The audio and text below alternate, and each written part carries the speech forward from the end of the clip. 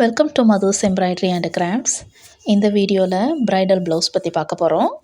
அதுக்கு இந்த மாதிரியான ஸ்டோன்ஸ் எல்லாமே ஸ்டிக் பண்ணி முடிச்சிருக்கேன். இதை சுற்றி காப்பர் பீடு யூஸ் பண்ணி எப்படி நம்ம ஒரு புட்டா டிசைன்ஸ் ஸ்டிச் பண்ணிக்கலாம் அப்படிங்கிறத பார்த்துட்டு இதனுடைய ப்ரைடல் ப்ளவுஸ் எப்படி இருக்குது அப்படிங்கிறதையும் பார்ப்போம். இந்த ப்ரைடல் ப்ளவுஸுக்கு காப்பர் பீட் சுகர் பீடும் 3 mm சைஸில் இருக்கிற காப்பர் பீடும் யூஸ் பண்ணியிருக்கேன். ஸோ ஃபஸ்ட்டு நீடில் 3 mm பீடும் ஒரு சுகர் பீடும் எடுத்திருக்கேன்.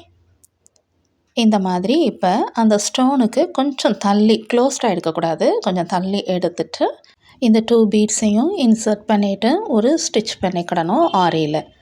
அண்ட் இது ஸ்டிச் பண்ணி முடித்ததுக்கப்புறமா அந்த ஸ்டோனை சுற்றியும் நம்ம அப்படியே என்ன பண்ணிக்கலாம், கண்டினியூஸாக சுகர் பீடை வச்சு ஸ்டிச் பண்ணிக்கிடணும்.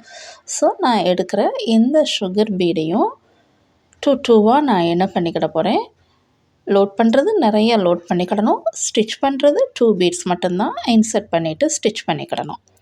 ஸோ நீடில் நீங்கள் எவ்வளோ லோட் பண்ண முடியுமோ லோட் பண்ணிக்கோங்க. அண்ட் ஒன்லி 2 பீட்ஸ் மட்டும்தான் இந்த ஸ்டோனை சுற்றி கண்டினியூஸாக நான் இன்சர்ட் பண்ணிவிட்டு ஸ்டிச் பண்ணி முடிக்கிறேன். இதை ஸ்டிச் பண்ணி முடித்ததுக்கப்புறமா இந்த ஸ்டோனை சுற்றி ஒரு கண்டினியூஸ் பீட் ஒர்க்கோட ஒரு புட்டா டிசைன்ஸ் இந்த மாதிரி ரெடி ஆகும். ஸோ இந்த மாதிரி இப்போ நம்ம ஸ்டிச் பண்ணி முடிச்சிட்டோம் அப்படின்னோம்னா ப்ளவுஸில் எங்கெங்கே புட்டாஸ் எல்லாம் நம்ம ஸ்டிச் பண்ணணுமோ அதெல்லாம் ஸ்டிச் பண்ணிக்கலாம். இந்த ஒரு டிசைன் மட்டும்தான் இப்போ நான் மெயின் கான்செப்டை வச்சு நான் ஒர்க் பண்ணியிருக்கேன் இந்த ப்ளவுஸில். இது ஃபினிஷ் பண்ணி முடிச்சிட்டேன். இது முடித்ததுக்கப்புறம் பாருங்கள் எப்படி இருக்குது அப்படிங்கிறத.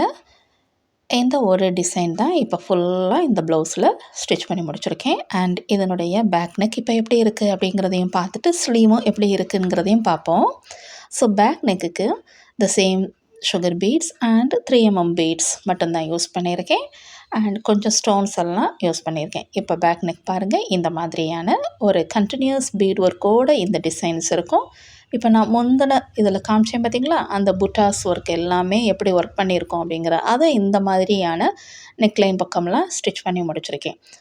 அண்ட் இன் பிட்வீன் இந்த ஸ்டோன்ஸ் கண்டினியூஸாக ஸ்டிக் பண்ணி முடிச்சிருக்கேன்ல, அதில் தான் நான் இப்போ என்ன செஞ்சுக்கிட போகிறேன், நார்மல் நீடில் அண்ட் த்ரெட்டை வச்சு சுகர் பீடை அந்த 2 ஸ்டோன்ஸுக்கும் இன் பிட்வீன் இருக்கிற கேப்பில் ஸ்டிச் பண்ணி முடிக்கிறேன்.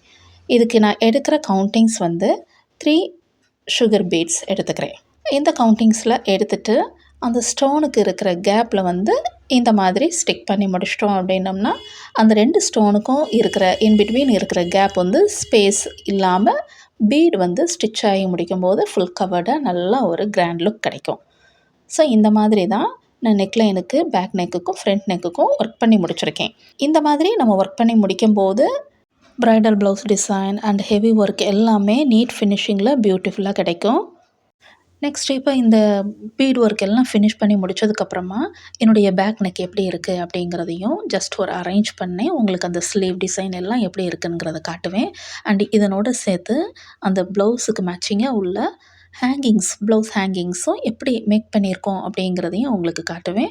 இந்த ப்ளவுஸோடைய ஹேங்கிங்ஸ் இதுக்கு முந்தின வீடியோவில் வந்து உங்களுக்கு டியூட்டோரியல் சொல்லி கொடுத்துருந்தேன். டிஸ்கிரிப்ஷனில் உங்களுக்கு அதனுடைய லிங்க் கொடுக்குறேன். புதுசாக பார்க்குறவங்க அந்த ஹேங்கிங்ஸையும் எப்படி மேக் பண்ணியிருக்கேன் அப்படிங்கிறதையும் பார்த்து கற்றுக்கோங்க. ஓகே, இந்த வீடியோ உங்களுக்கு யூஸ்ஃபுல்லாக இருக்குது அப்படின்னா மதுஸ் எம்ப்ராய்டரி அண்ட் கிராஃப்ட்ஸுக்கு இது வரைக்கும் சப்ஸ்கிரைப் பண்ணாதவங்க சப்ஸ்கிரைப் பண்ணிக்கோங்க.